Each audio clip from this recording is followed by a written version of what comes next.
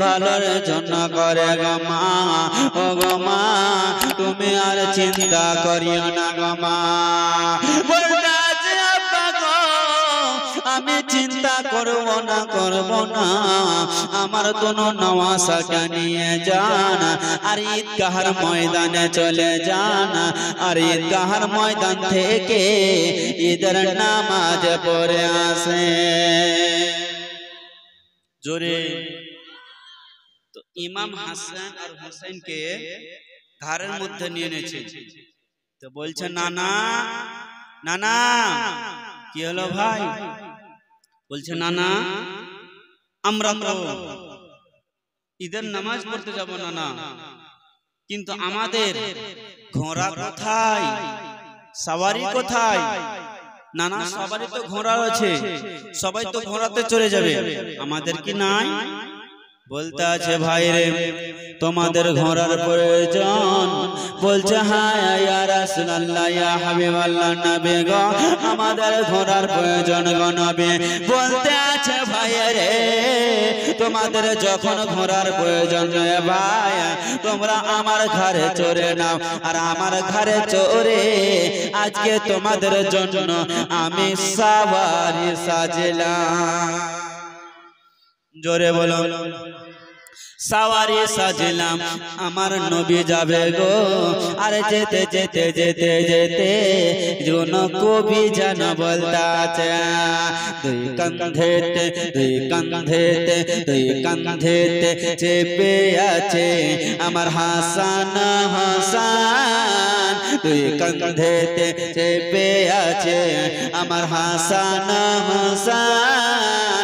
ধীরে ধীরে চলন নাবে ঈদগাহর ময়দান। বলো না 25% হলো, আরো এখনি 100% জমাতে হবে।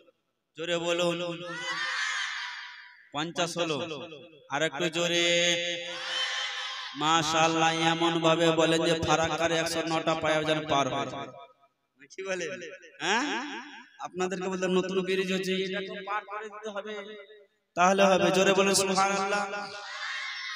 কে দুই কাঁধেতে দুই কাঁধেতে দুই কাঁধেতে চেপে আছে আমার হাসান হাসান, দুই কাঁধেতে চেপে আছে আমার হাসান হাসান।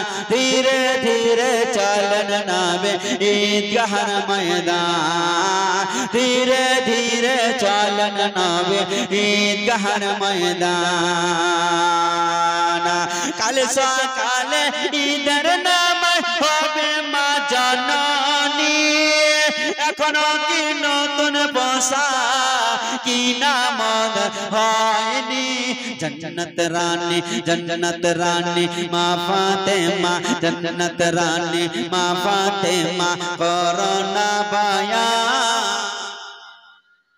ধীরে ধীরে চলন নাবে ঈদগাহর ময়দান, দুই কাঁধেতে চেপে আছে আমার হাসান হাসান। ধীরে ধীরে চলন নাবে ঈদগাহর ময়দান। হাত উঠিয়ে বলেন ইয়া রাসূলুল্লাহ। হলো না? এদিকে বিয়ে শাদী হয় হয় হয় না? হয় কিন্তু বলছে হয় না, বিপরীত। তো বিয়ে শাদী যখন হয় খেতে দেয় কিনা ভাই?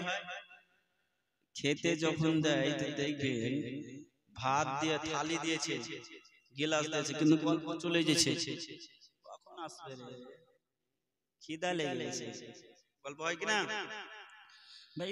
যখন দিয়েছে কেউ কইছে এ লম্বা চাই, কইছে এটা তো আমি খাই না, আছে না?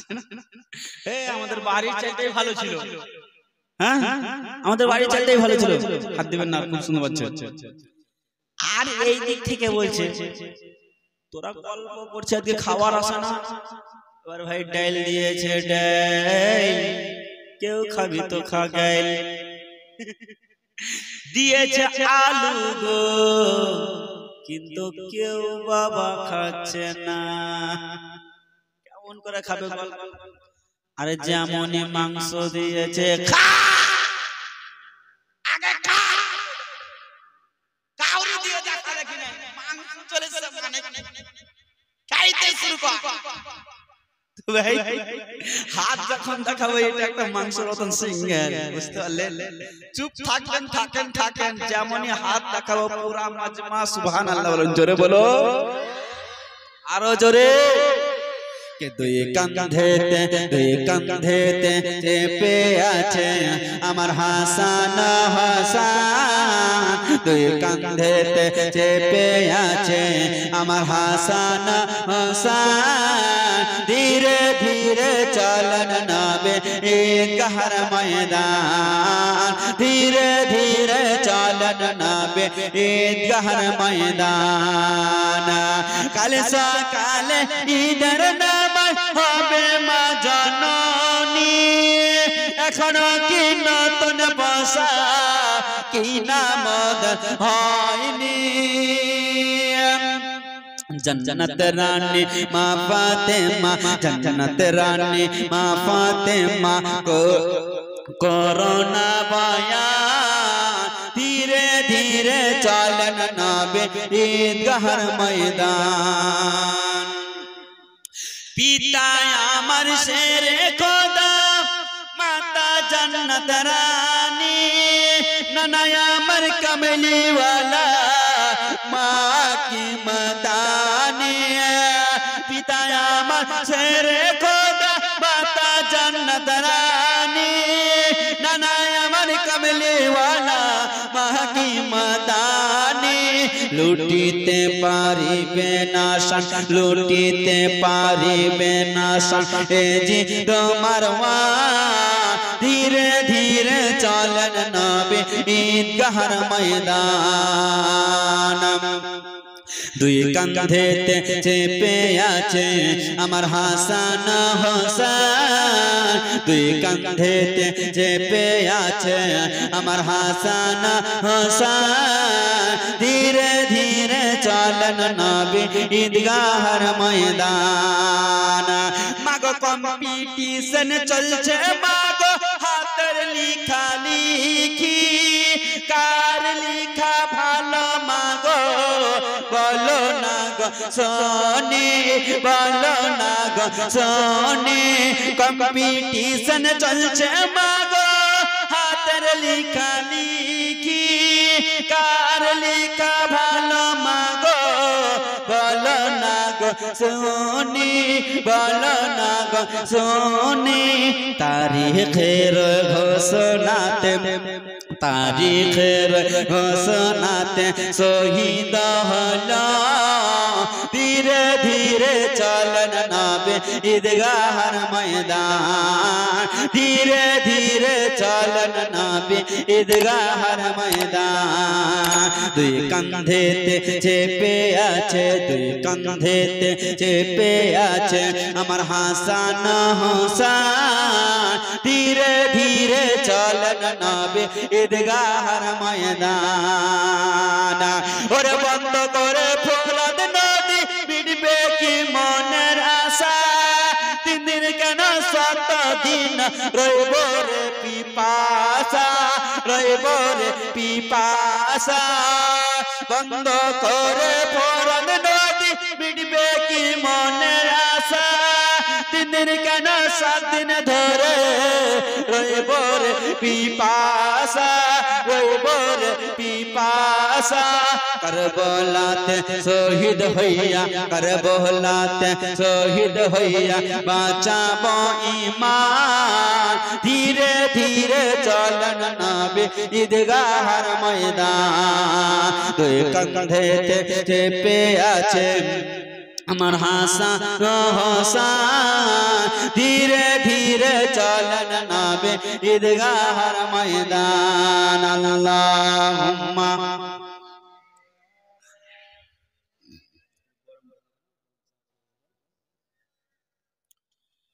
ওয়ালা আলে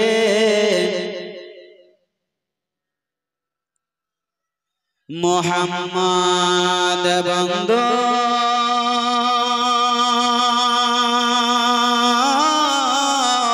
ওগো আমার আব্বা বাবাজিরা শোনেন গো, ও গো আমার পর্দার আড়ালে মা বোনেরা শোনেন গো, এইদিকে আমার নবী মুস্তাফা যেন বাবা দোনো সন্তানকে কারে নিয়ে বাবা গো ঈদগাহের দিকে রওনা হতে চলেছে। ইমাম হোসেন বলে নানা জান, ও গো নানা জান একটা কথা বলবো। কি কথা বলো রে ভাই, কি কথা বলো? বলতে আছে নানা জান আমরা সওয়ারি পেয়েছি নানা জান, আমরা তো সওয়ারি পেয়েছি নানা গো, কিন্তু সকলের সওয়ারিকে দেখেন নানা, সকলের সওয়ারি যেন লাগাম রয়েছে গো নানা। ও গো নানা আমাদের কি কোনো লাগাম হবে না গো নানা? আমার নবী বলতে আছে ভাই রে তোমাদের লাগাম আছে রে ভাই, তোমরা যদি লাগাম ধরতে চাও রে ভাই তবে আমার জুলফি খানা ধরে না, জুলফি খানা ধরে নাও। এখানে এই ভাই এই উঠাউঠি করিস কেন ভাই? ইয়ার তো এখনই কটবে শুরু হয়ে গেল, তো কেমন করে হলো? 12টা বাজেনি, 11টায় উঠছে, 11টা বাজেনি, মানে বাড়িতে বিবি আছে মনে হয়। এরে বাপরে ফের কলকেট হাসি, সুবহানাল্লাহ কলকেট হাসি রে ভাই, কলকেট হাসি। উঠাউঠি করি না ভাই, জলহার মতন হয়ে যাবে। হ্যাঁ জলহার মতন হয়ে না। সুবহানাল্লাহ আলহামদুলিল্লাহ। জালসা চলাকালীন যদি কেউ উঠাউঠি করে ভাই বক্তার মেজাজ খারাপ হবে না? অবশ্যই হবে। এদিকে প্রচুর জালসা জমে এসেছে, কি প্রচুর জালসা জমে এসেছে, আর এক জোলার মধ্যে খান থেকে উঠতেছে, আর বক্তার কিন্তু মেজাজ খারাপ হয়েছে। যেমন এই জোলা বলছে কোন মাওলানার জালসা শুনতে আসলাম রে ভাই, আমার পায়খানাই বন্ধ করে দিল। ভালোই ছিল, আর কোন মাওলানার জালসা শুনতে আসলাম পায়খানাই বন্ধ করে দিল ভাই। জামানে উঠে বলে বস, এই জোলা কিন্তু আর উঠে না ভয়, যে বেশি উঠাউঠি করলে কিন্তু বক্তা যেমন চিল্লেছে হবে না দাঁড়া ভাই। এই করতে করতে করতে হঠাৎ করে কারেন্ট পালিয়ে গেছে। কারেন্ট যেমনই পালালছে জোলা ভাবছে এই কারেন্ট পালার ভিতরে কাজটা সেরে যায়।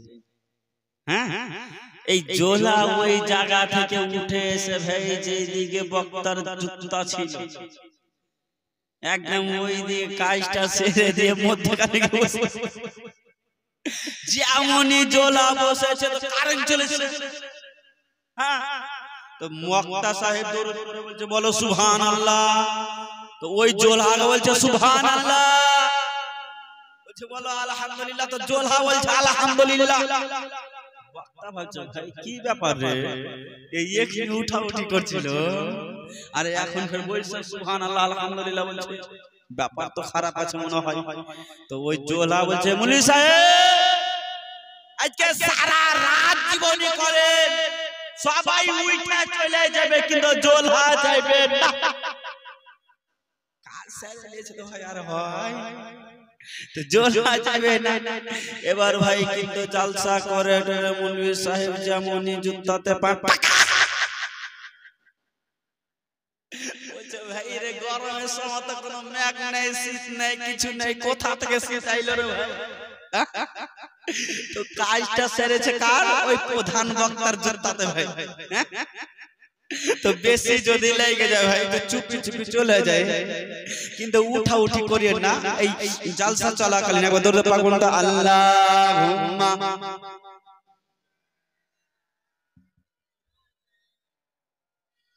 মাওলানা মুহাম্মদ ওয়ালা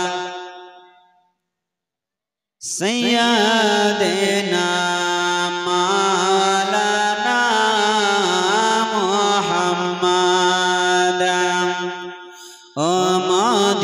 মদিনার মাটি রে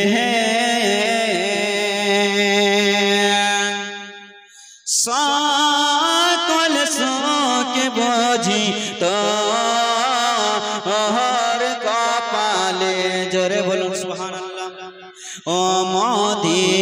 ইনার মাটি রে সকল শোক বোঝে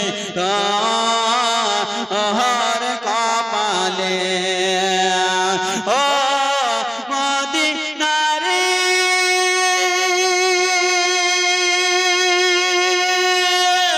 তোর বুকে আমার নবী যার লাগে পাগল সবই যার তার সৃষ্টি হইল ত্রিভুবন কান্দি আমি সারাক্ষণে কখন যাব সেখানে সহে না আহার পরানে আমাদের মাটি রে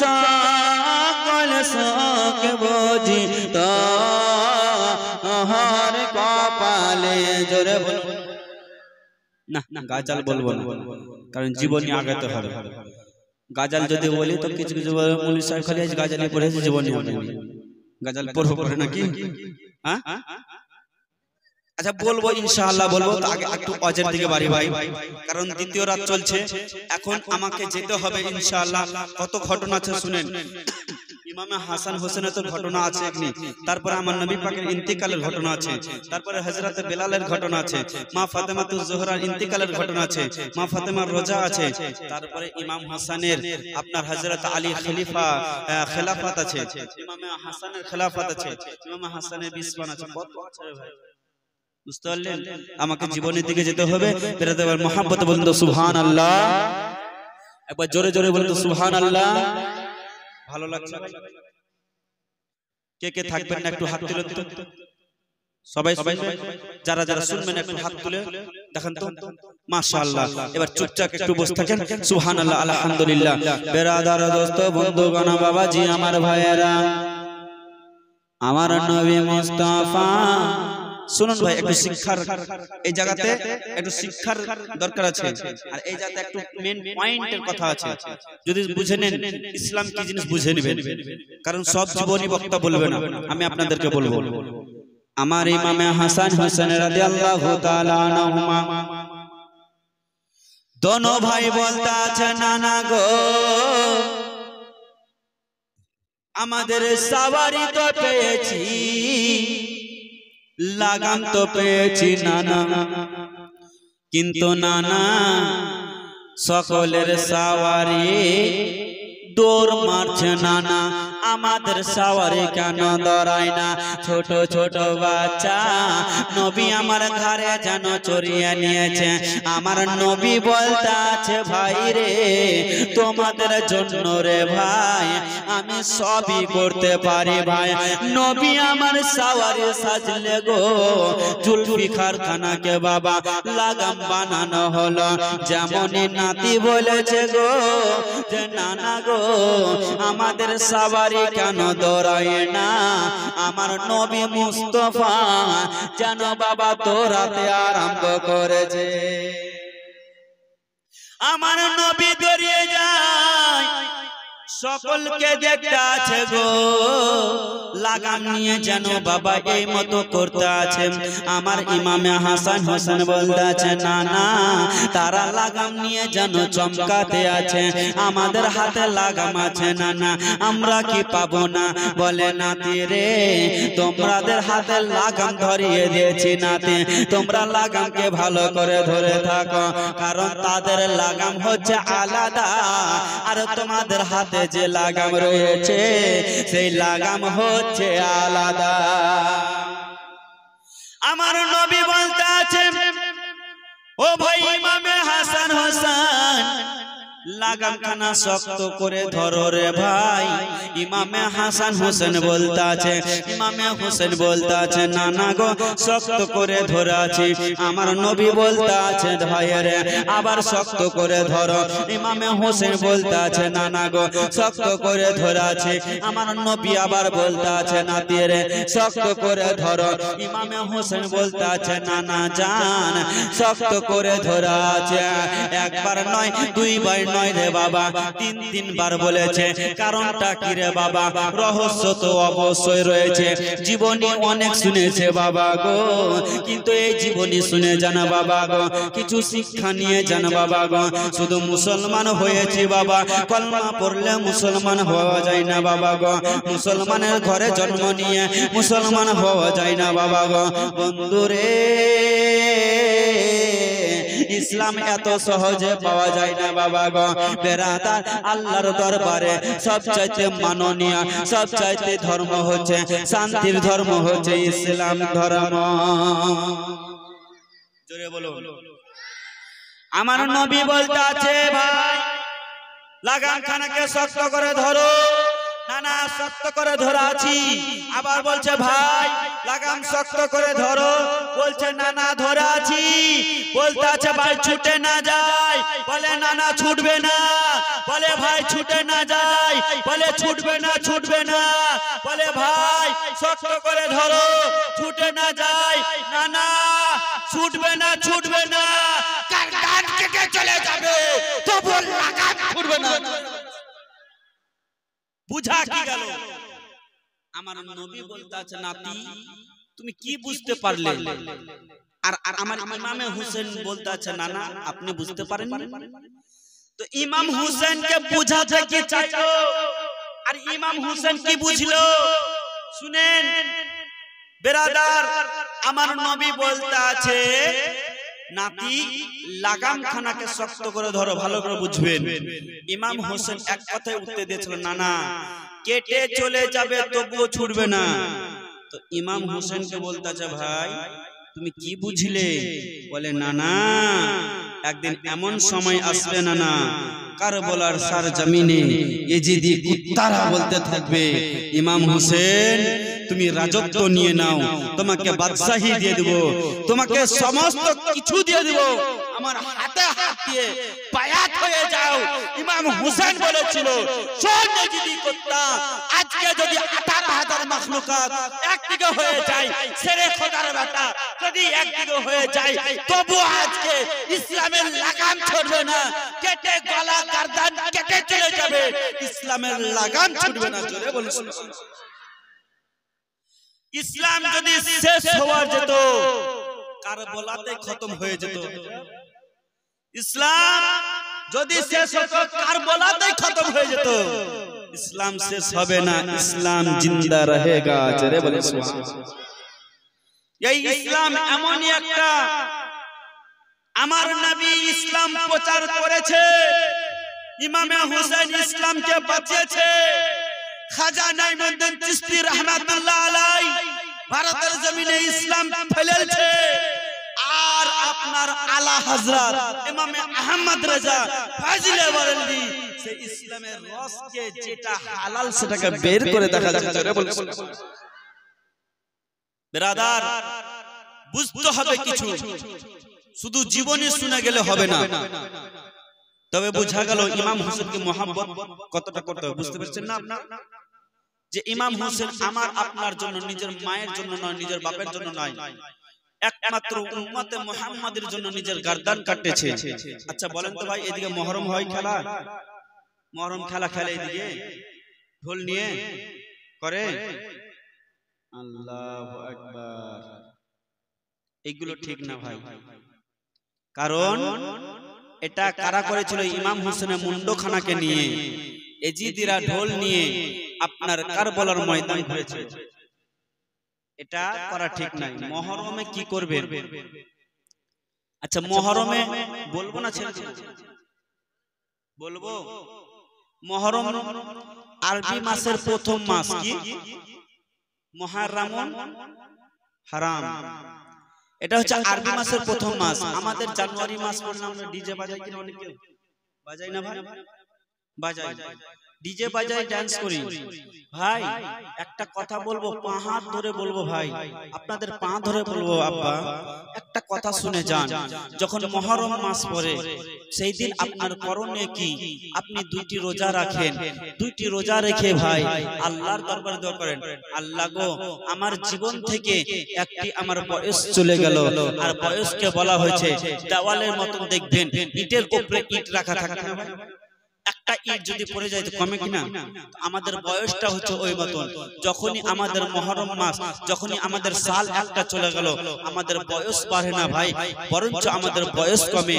আল্লাহর দরবারে দোয়া করেন, আল্লাহ গো আজকে এই মুহররম মাসে আপনি আমার এই প্রথম বছর, একটা বছর চলে গেল, আল্লাহ জীবনে কি করলাম, কত গুনাহ করেছি, কত নেকি করেছি জানি না, কত পাপ করেছি, আল্লাহ আমার জীবনের একটা বয়সকে বাড়িয়ে দিন। জোরে বলুন সুবহানাল্লাহ।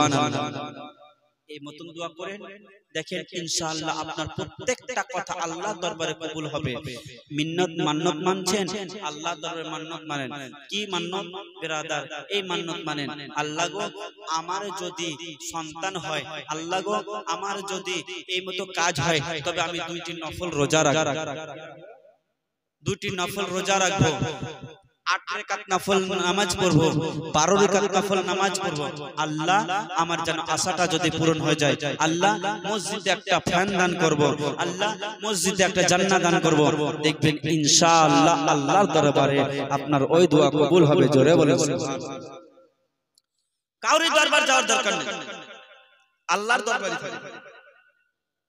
কারণ আল্লাহ পাক আবার ওসিলা মানতে বলেছে। ওসিলা মানে আমরা মানে কিনা? ওসিলা মানে ওসিলাও ধরতে হবে, কিন্তু ভাই সময় দেখে, পরিস্থিতি দেখে কাজ করতে হবে।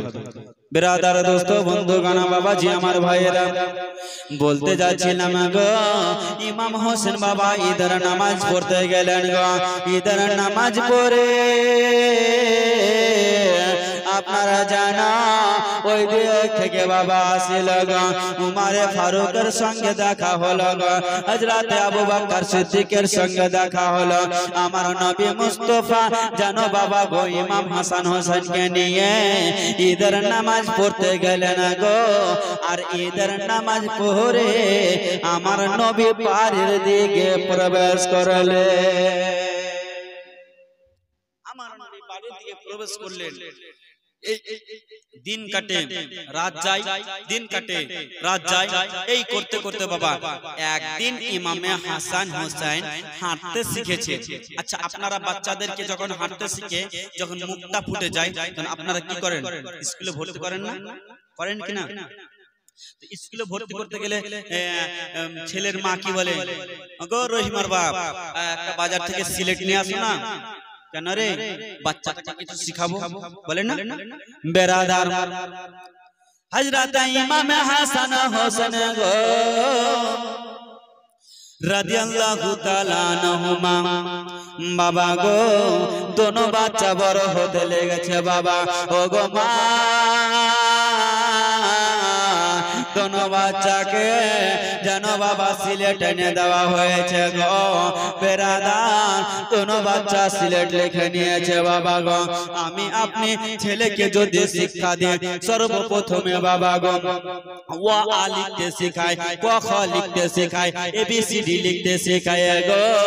কিন্তু ইমামে হাসান হোসেন গো দোনো ভাই জানো বাবা, আপনারা জানো যখন লিখতে আরম্ভ করেছে গো, কোনো ওয়া লিখলো না, ক খ লিখলো না, আলিফ থেকে ইয়া পর্যন্ত লিখে মায়ের কাছে হাজির, মায়ের কাছে হাজির হয়ে গেল। হযরত ইমাম হাসান হোসেন বলছে, মা, ও গো মা জননী, একটা কথা বলবো মা। কি কথা বলো রে বেটা? বলতে আছে মা গো, কথাটা হচ্ছে মা, আমরা দোনো ভাই জানো লেখা লিখেছি মা, জানো কো লেখা লিখেছি গো মা। ও গো মা, বলো গো মা কার লেখাটা ভালো গো মা ইমাম হাসান হোসেন বলতে আছে বেটারে ওরে আমার লাডলা দুলারা এর বিচার আমি করতে পারবো না রে বেটা এর কারণে মা ফাতেমা বলতে আছে আল্লাহ গো এখন যদি বড় ছেলের হাতের লেখা ভালো বলে তবে ছোট ছেলে দুঃখ পাবে যদি ছোট ছেলের হাতের লেখা ভালো বলে তবে বড় ছেলে দুঃখ পাবে আমি মা আমি কিভাবে বলবো না না না না না আমি বলবো না বলতে আছে লালের ওরে আমার সোনারা শোনো না তোমরা চলে যাও বেটা কোথায় যাব গো মা বলতে আছে বেটা রে এর বিচার আমি করতে পারবো না বেটা এর ফয়সালা যদি করে বেটা তবে একজনের কাছে চলে যাও যিনি তোমার আব্বা রয়েছে তোমার আব্বার কাছে কেন পারবে না না বেটা আমি পারবো না তোমার আব্বা বিচার করে দিও তোমার আব্বার দরবার থেকে কেউ বিচারের যতক্ষণ পর্যন্ত বিচারের ফয়সালা না হয় কেউ ঘুরে যায় না জোরে বলুন সুবহানাল্লাহ হযরত আলীর কাছে গিয়ে হাজির বলতে আছে আব্বা গো ও গো আমার আব্বা জান আপনার কাছে এসেছি আব্বা গো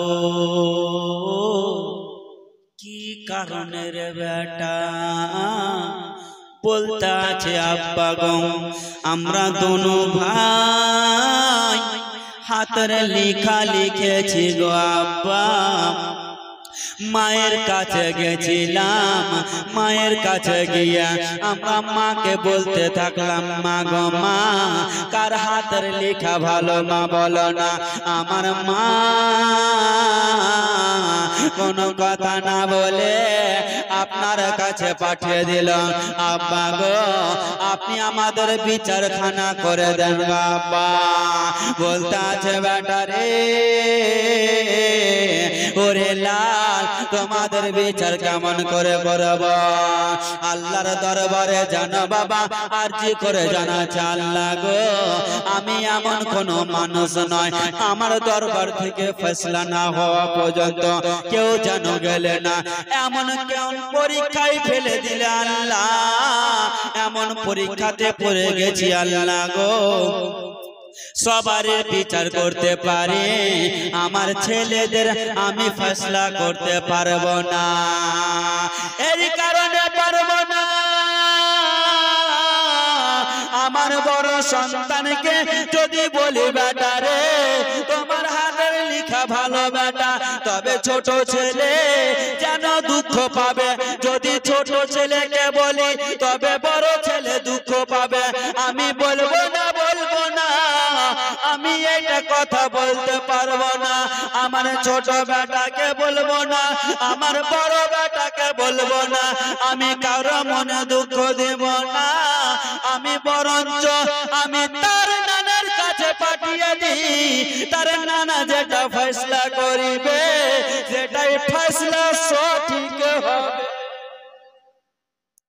সেটাই ফয়সালা সঠিক হবে গো বলতে আছে বেটা রে তোমরা এখানে থাকিও না যদি ফয়সালা করতে চাও যদি বিচার চাইতে চাও যদি বিচার পেতে চাও বেটা একজনই পারবে বেটা কে পারবে বলো না আব্বা বলতে আছে বেটা রে তিনি হচ্ছে আখিরি জামানার নবী তিনি হচ্ছেন পয়গম্বরের নবী তিনি হচ্ছেন নবীদের নবী তিনি হচ্ছেন নবীদের সরদার আমার শ্বশুর আব্বা তোমার মায়ের আব্বা জান তোমার হচ্ছে নানু জান তোমার নানু জানের কাছে যাও আর তোমার নানু জানের কাছে গিয়ে এই ফয়সালাটা করে নিয়ে আসো বেটা যেমন এই কথা বলা গো দোনো ভাই টুক টুক টুক টুক টুক টুক করতে করতে বাবা গো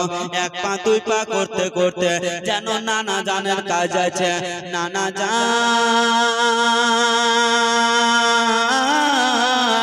ও গো নানা জান আপনার কাছে এসেছে নানা জান বলতে আছে বলো ভাইয়ের কি কথা বলবে বলো বলতে আছে নানা জান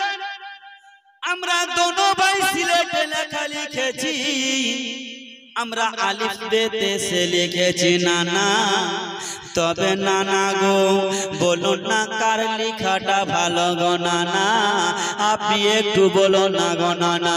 বন্ধুগণ যেমনই এই কথা বলা গো, আমার নবী বাবা গো সারা পৃথিবীর কথা উল্টে যেতে পারে, আমার নবীর কথা উল্টাতে পারে না।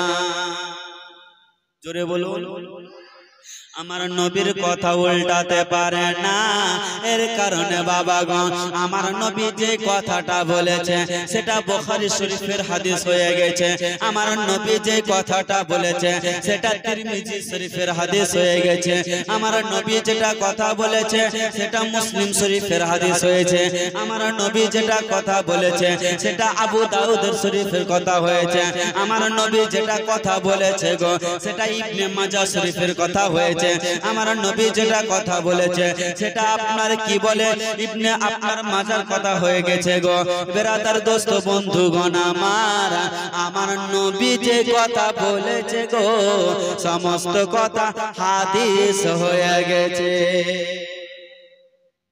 সমস্ত কথা হাদিস হয়ে গেছে। পৃথিবী উলট পালট হয়ে যাবে তবু আমার নবীর কথা উলট পালট হবে না। মহব্বতে বল সুবহানাল্লাহ। এই কারণে তো আপনার আমার নবী মুস্তাফা রাহমাতাল লিল আলামিন, কি বলে আমার নবী কি জানে না এখানে কতজন মানুষ আছে? আমার নবী জানে কালকে কতজন মানুষ আসবে, জানে কি? অবশ্যই জানে, জানে না ভাই? অবশ্যই জানে। আমার নবী ইলমে গায়বে দাতা নবী, সমস্ত কিছু জানে। বেরাদার আমার নবী গো